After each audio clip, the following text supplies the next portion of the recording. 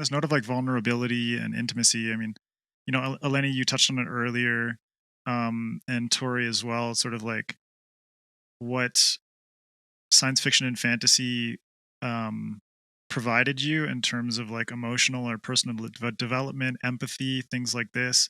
Eleni, do you want to touch on that a bit more? Like what Sure, yeah. reading Like, SFF gave you in that sense? yeah, sure. It's something that I say jokingly to other people anytime, but like, I will not read something, a real life story or a nonfiction something, whatever, that has real life people in it, because I have enough sadness of on my own, so I don't need extra added one from the real world. I'll take the fantasy land. But at the same time, like I said, it was a safe space for me in high school, for example, because like I created this, I don't want to say persona because it wasn't different from who I was, but I gave this image of myself that I'm the one who at recess or break reads, and I am in my little cocoon and world. And my classmates were like, okay, she reads, she's no fun to pick on.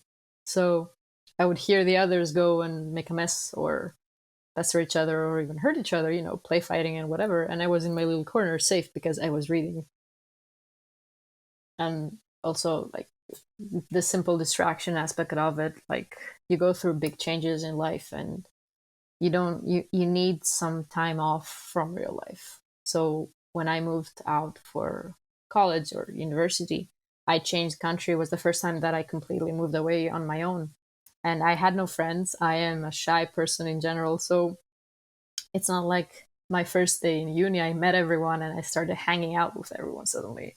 It's not who I am. I don't really go out much. So I had the books and they were my only company while I was home alone before I made some friends. So I'm fine with that. Like I didn't feel too lonely or because I had this fantasy land that I could go into. And I mean, I mostly read fantasy and I'm getting more into sci-fi these last few years because I'm learning more about it, but mainly fantasy, like I think it's Rairia in English. I've always said Riria because it's more like Italian, but Michael J. That sounds Sullivan, and nicer. yeah, it's more Italian.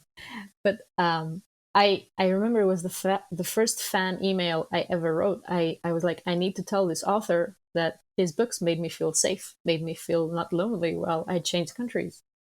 So it's always been a safe haven for me. Yeah.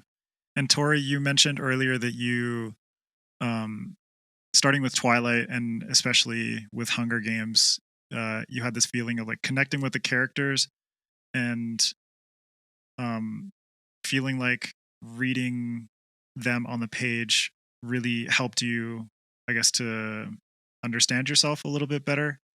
Um, do you wanna dig into that a little bit more, like how reading science fiction and fantasy has aided you in like personal and emotional growth?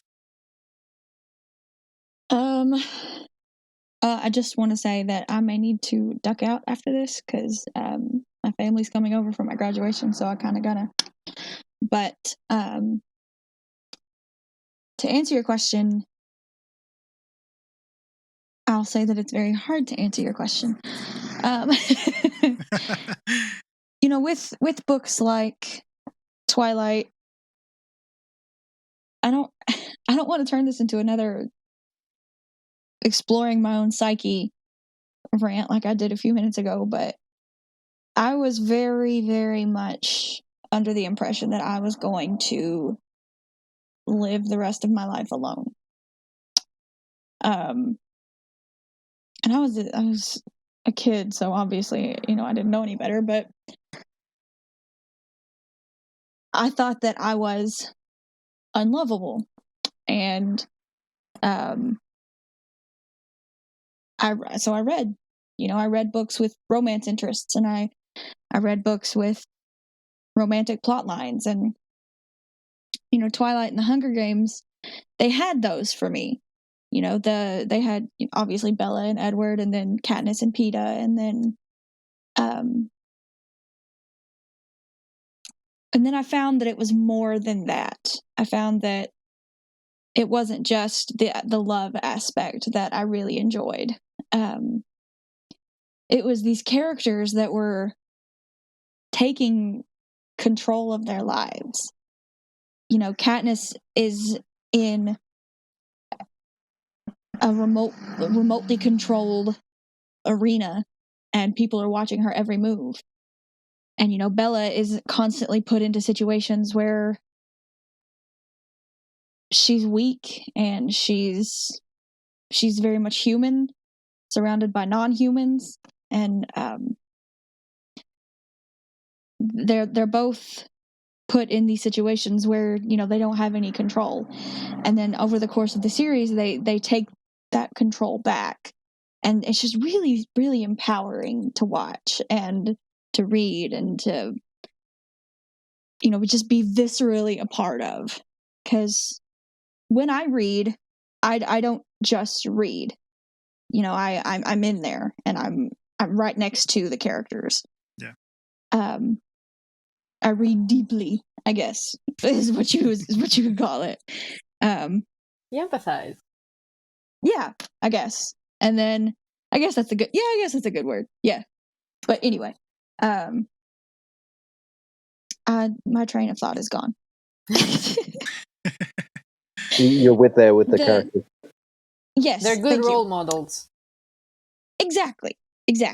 And for someone who always felt like an outcast, and, you know, like someone who always felt like nothing they did would ever warrant any kind of affection, be it platonic or romantic, they were just a really, really good way for me to become somebody that I always wanted to be. Yeah, I think fantasy and science fiction provides a good imaginative outlet for us to place ourselves in other shoes and understand what it could be like if we were to be someone different, you know, and just perceive like what we might potentially want to become in the future, you know, or at least change some aspects of ourselves slowly but surely, but in a way that makes us feel like I'm becoming a better person, or I'm becoming more of who I want to be, you know. And that's something that science fiction and fantasy always gave me. And Tom, I'll pitch the same question to you about, you know, what kind of growth, emotional, personal, what have you, fantasy and science fiction gave you. The book that's springing to mind, and this will sound really silly, but some of the most incredible fantasy, sci-fi, horror books are ones that actually understand who you are as a reader. And one huge book for me was My Hairiest Adventure, the Goosebumps one, because it touches in on that sort of teenage fear of, oh my god, my body is changing, what the hell is happening? Yeah.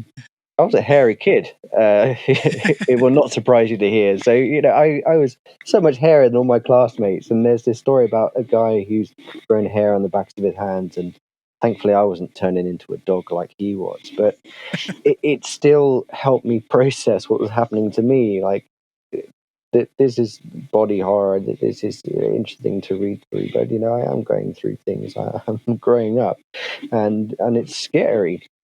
It was a good way to channel. Horror. Yeah, it hit too close to the bone, but it's good to channel that. And again, going back to what Eleni said, when you have these safe places, I love those books that take you to that fantasy world. Narnia is the classic one, because it starts off in such a normal way, and then they go through a cupboard and they're in this brand new fantasy world, and it's escapism for these kids who are hauled up in a place they're not familiar with, where, you know, we've all been in situations where we don't really know where we're going or what's going on. So when we can read about these characters who are put in situations where they're not comfortable or they're going through hardship, and it's such a powerful thing to read, especially when you're a kid.